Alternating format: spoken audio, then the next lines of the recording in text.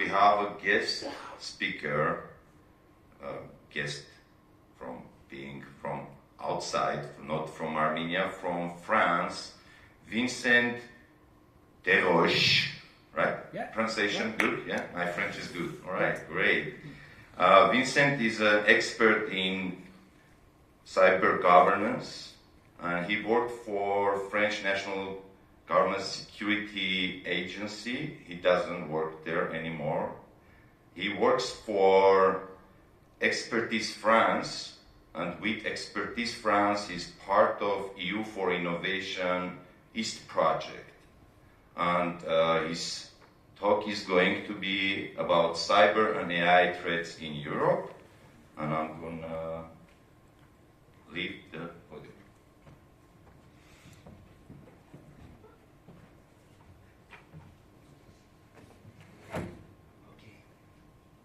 Good morning, ladies and gentlemen. I'm so happy to be here today with you. I will speak in English. I will try to speak slowly. I would like to warmly thank Satenic, Samvel, and all members of the ArmSec Foundation for their invitation here. And today I'm representing Expertise France. I will give you a few information about it. So, in the next 20 minutes, I will share with you an overview of cybersecurity and AI security threats in Europe and in France. I will also talk to you about what is the new and improving EU legislation in cybersecurity, because in Europe, as in, I think, all around the world, we are facing cybercrime, state-related threats, considering the geopolitical aspects. So I will be happy to share with you all these aspects.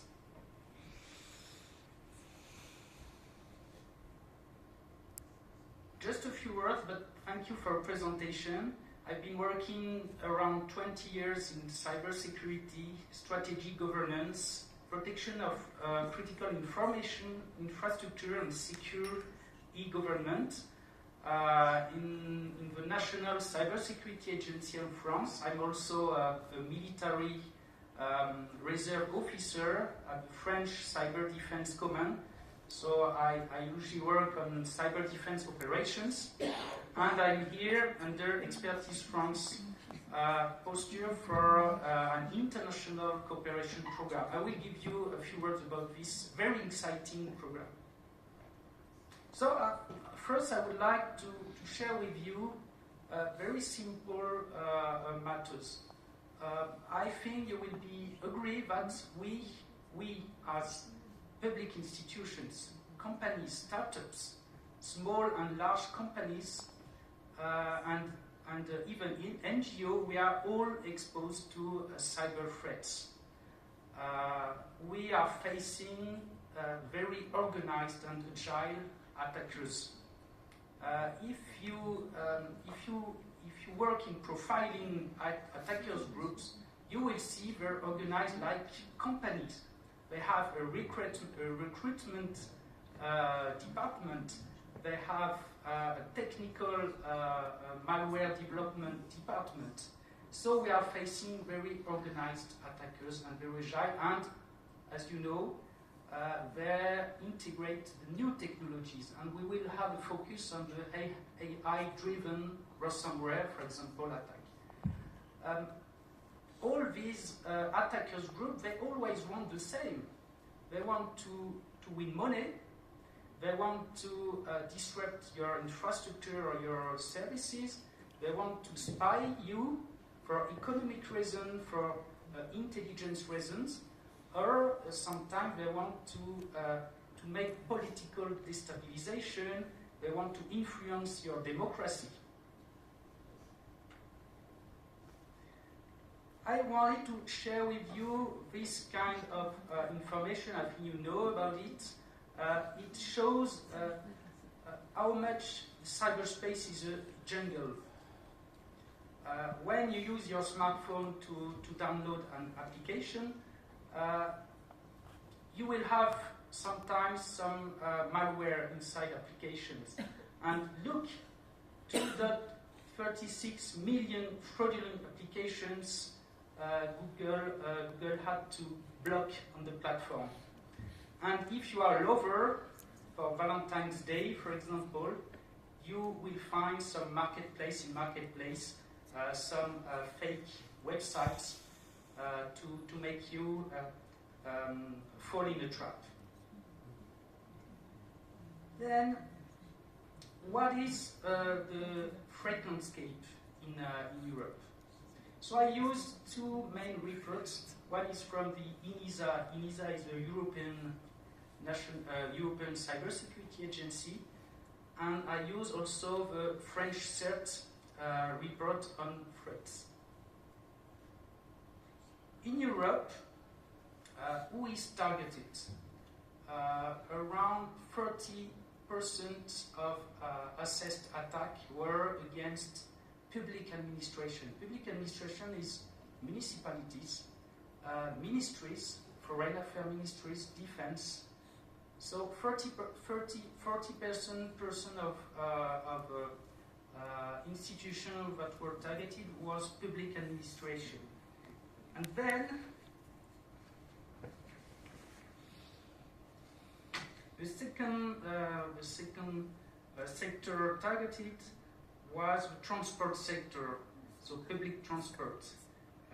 Then digital infrastructure and services, then finance sector and manufacturing sectors.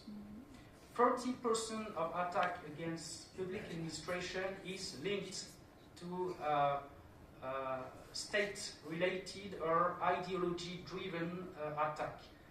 As you know, in Europe, we are in a very geopolitical situation, complicated situation, and we are facing attackers, state-related, that tries to destabilize all of the 26 EU member states. How do they enter our network? 60% of the attacks, the way of entering your network, is through phishing. And you know, phishing is something very simple to organize. You send an email, for example, with a malware inside, with a fake website. It's the best way for attackers to enter your network.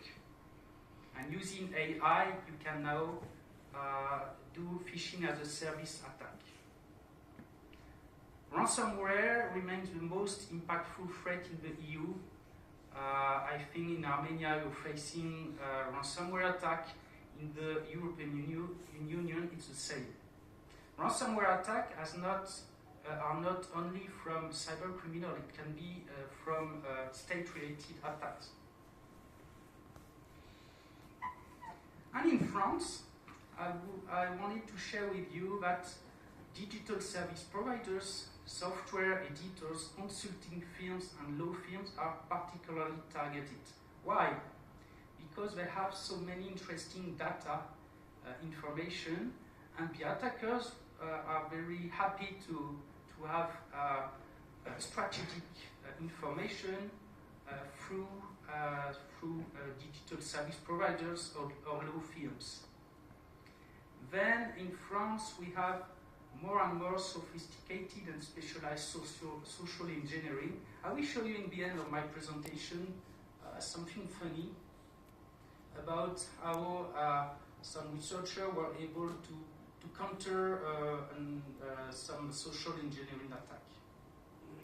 Then we have many supply chain attacks, where when you are an attacker and you want to target a strategic company or a specific ministry, maybe it's easier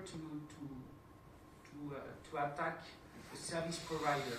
So we have more and more challenge about managing risk at the ecosystem level. About data breaches, in France, personal data breaches increased by 72%. It's a high concern. I don't know if here you had you encountered once the data breaches. Just check if one of your email has not been spawned. It's interesting. And about cyberbullying and cyber blackmail. Maybe you already had an email at your work saying that you have been targeted by someone, and cyberbullying and cyber blackmail have increased by 570% in France. It's a high concern. Moreover,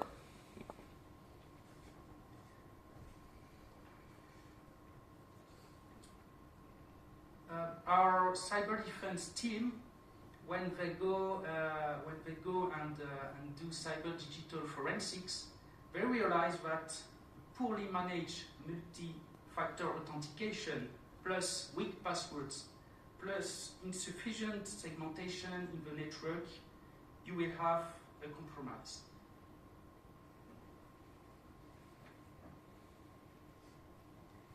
I would like to focus on DDoS attack. So DDoS attack, it's a distributed denial of service attack. In France, it's a concern, but not only in France, but I have these figures in France. So the DDoS attack have more than doubled between 2023 and 2024. And have a look on this graph. It shows the peak at terabytes per second. So you are under a DDoS attack, and there were, I think maybe you have this in mind. In the last month, we had not in France, but it happens with Cloudflare, for example. There was 3 massive DDoS attacks, and between June and September, look, the peak at terabytes per second increased by 200%. So DDoS attack is a concern for everyone, and you will encounter attackers that are able to send you 30 terabytes per second. Imagine how your security defense tool have to manage it. Ransomware. In France, the first targeted sectors by ransomware are small and medium-sized enterprises. It's not strategic enterprise, it's small and medium-sized enterprises. Why? Because these companies have less money to protect themselves, and cyber criminal or state-related attack wanted to destabilize France. They know that it will be more difficult maybe to attack large and strategic companies because they are well protected, so they will target small and medium-sized enterprises, and they can make money with it. Then the second sector which is targeted by ransomware attack is municipalities and local public institutions. And there's something interesting about the tactic of the attacker for ransomware.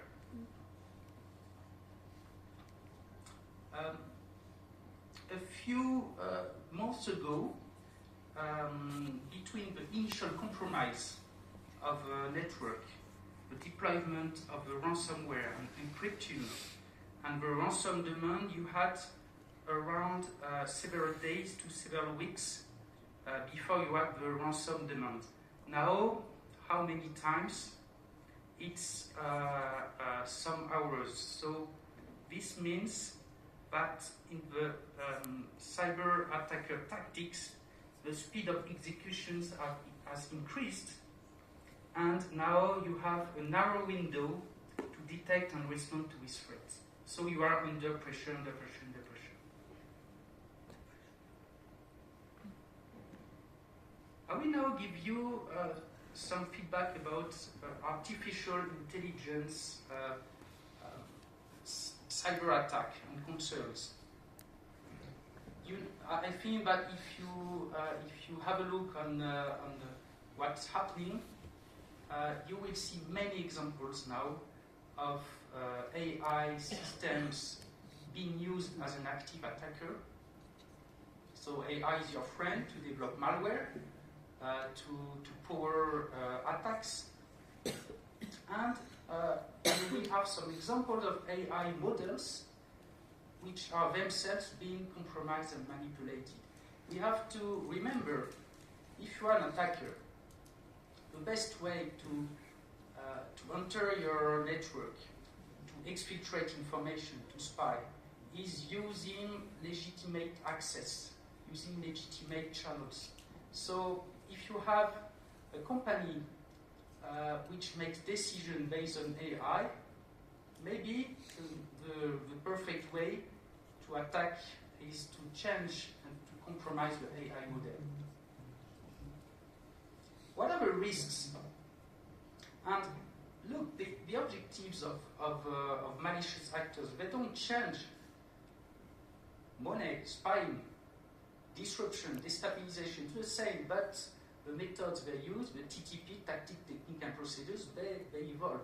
That's why for a CISO, a Chief Information Security Officer in a company or in a ministry, we recommend to update their risk assessment every 2 or 3 years according to the strategic level, what the attackers want to meet, but to update the risk assessment every year according to the tactic, techniques, and procedure, because they evolve so often.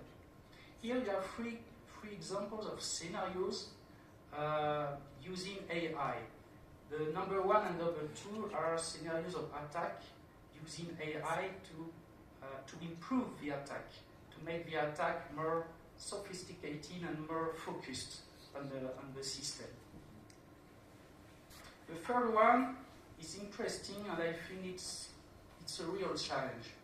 Imagine in a hospital you use AI to make decision and recommendation about health. If you succeed in compromising the AI model, you could have a bad scenario where the AI will make wrong recommendations, and maybe you will put patients in danger. This is something to consider, and at national level, at the company level, now the risk assessment has to include these kind of scenarios.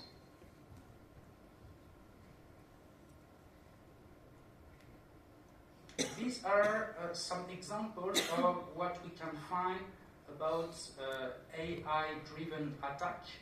So cyber attack using AI or cyber attack compromising AI. I will not enter into details, but yes, on the dark web, you can find now more and more tools, malware, that are using AI. And we have now AI-powered ransomware that are able to create malware as a service that can help social engineering, command and control, and you can also find bots that will help you as an attacker to negotiate with victims about the ransom. So now the attackers, they use AI, as you and me, we use AI in the daily life to help us and to accelerate our way of working, and they use AI to accelerate and improve their ransomware attack.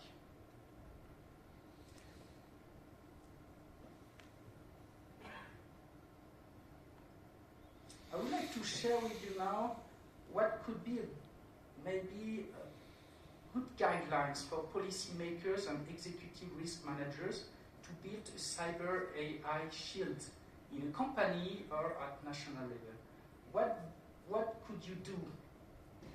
First, you have to define an AI digital risk governance and compliance framework in your sector. You have to think about the main risks related to AI in your business. You have to consider academics research, so you need a framework. Secondly, you have to support research related to AI risks. You have to develop ecosystem and innovation in AI. And in Armenia, I'm sure that you have all the pillars to do it, because you have both cyber skills and AI skills. and both have to work together.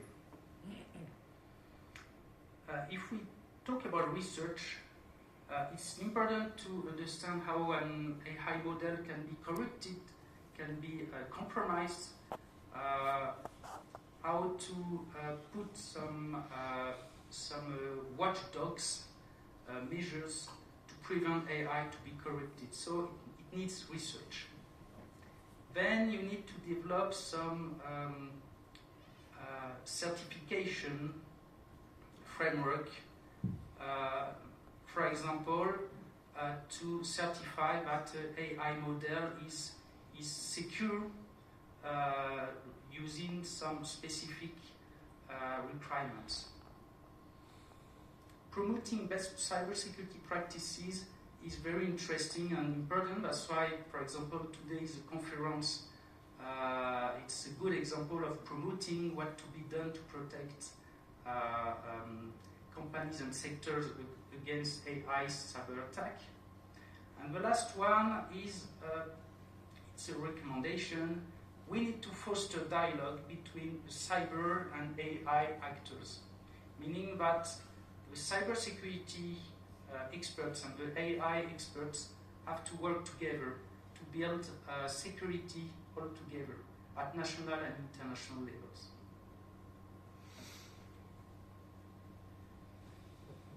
Now, so I gave you some input on the landscape and trends in cyber and AI. I would like, but I promise I will not give you a headache. I would like to show that regulation in a country is so important to foster and to empower cybersecurity at the ecosystem level. So we give you an overview of what the EU has, how the EU has strengthened legislation on cybersecurity and digital trust. First, you have to know that legislation is split in two main sectors, areas. First is protection, defense, and resilience of critical sectors. So you have to protect your network, so it's information system security. And the other area is digital trust. And I have one slide just for you to have an overview of the EU legislation. So many stars, okay. First is the EIDAS regulation, which is an electronic identification, authentication, and trust services regulation that supports the digital transformation of the EU society and fight fraud. So it is a regulation. If you are a provider, you want to develop a digital ID solution, if you want to develop an electronic signature solution, you have to be compliant with EIDAS, depending on the use case of your solution. The other one I wanted to highlight is the NIS directive, which is the cybersecurity main directive, aiming at securing network and information system in 18 critical sectors across the EU. I just would like to show that the first version of the NIS directive was born in 2016. The second version is 2022. Imagine 6 years at the EU level, it's very short time. But considering the increasing of threats against our vital sectors, water supply, energy, banking, the EU decided to update the NIS directive. Then you have a regulation for the financial sector, which is called DORA, Digital Operational Resilience Act, and a regulation about digital projects. If you have a smart watch, if you have a smart toothbrush, the EU wants that all these digital projects and IoT being secured. So this regulation, the Cyber Resilience Act, will impose some requirements to manufacturers, vendors of domestic digital products used every day by the citizens. I will also mention the GDPR. I think you all know, General Data Protection Regulation about data privacy, and the AI Act. These two regulations, they are not specialized in cybersecurity, but they contribute to the digital trust in the European Union. All these regulations say one thing among others: you have to have a risk-based approach to manage your risk and to be able to orient your security. So, as a conclusion, I would like to tell you that if no defense is 100 secure, no attack is 100 guaranteed for the attacker. Meaning that, yes, the attacker, he has advantage. He has surface attack, very large. He can use vulnerabilities and so on. But when the attacker is inside your network, he doesn't know how it is. So using segregation, using IAM, identification and access management tools, using honeypot, you will be able to encounter many attacks. Then cyber policies and measures, they must impact the attacker's return on investment. You know, how are the attackers? They're like you and me.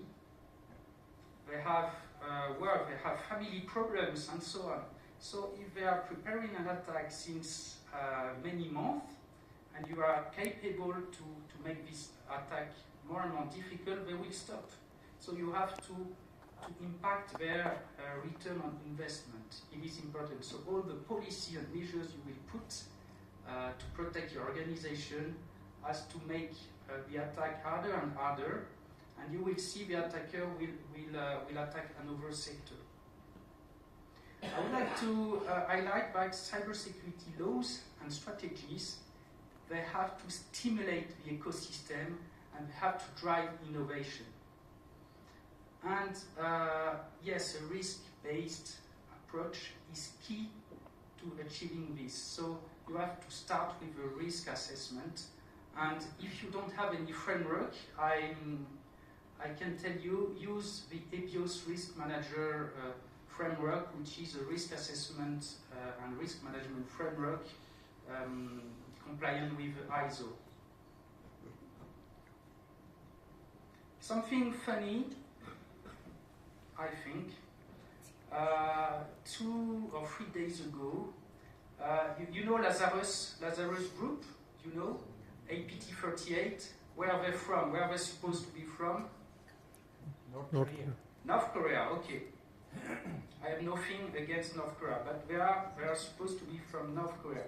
So they try to launch some recruitment process using WhatsApp and LinkedIn, and the objective is to trap you. So you are an engineer or developer, and you are contacted by someone, a recruiter, very friendly, and he will tell you that you will win money, and in the end they manage to enter your laptop and your network. So this attack was observed by some researchers, meaning that they were able to have video. So this guy is supposed to be one of the North Korean man who is a fake recruiter. So have a look on how they proceed, and thanks to that, so it's an honeypot approach, they were able to know about their tools, tactics, and targets. I think it's very funny, showing that as a defender you can try to make things very harder for the attackers. To finish, I would like just to give you a few words about the EU4 Innovation East project.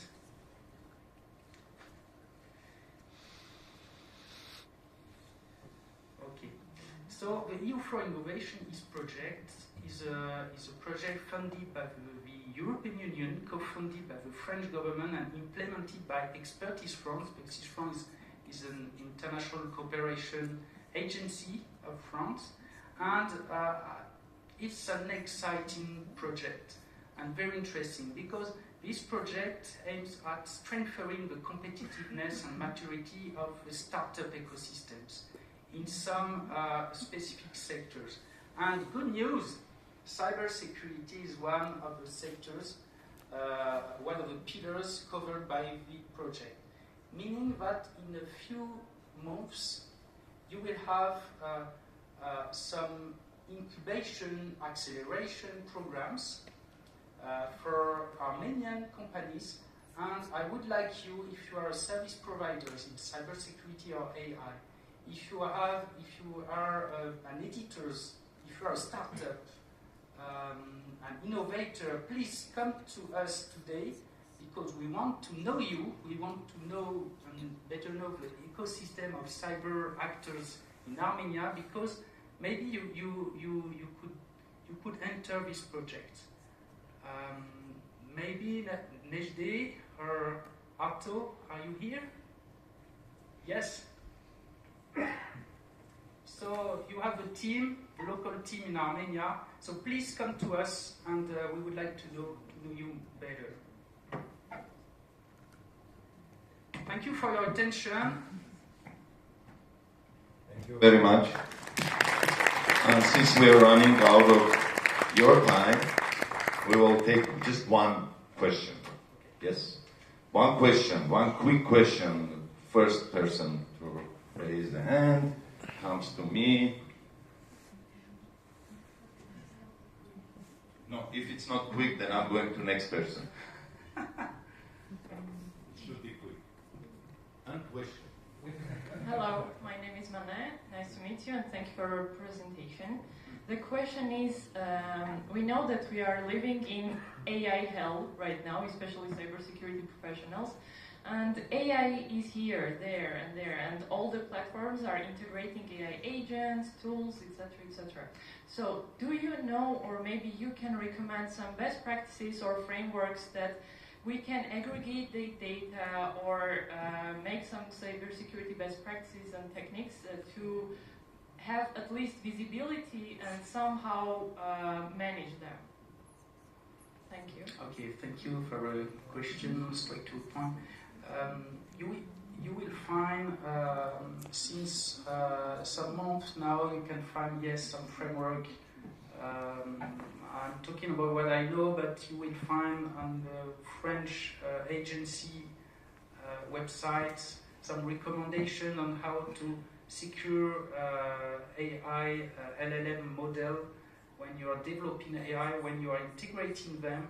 So you will find some recommendation on the French ANSSI website and at the ENISA, so the European Agency framework. And my recommendation is that you pick, recommendation from this framework and you build your own framework. All right, thank you. Thank you very much, Vincent. Merci. Thanks a lot. Applause.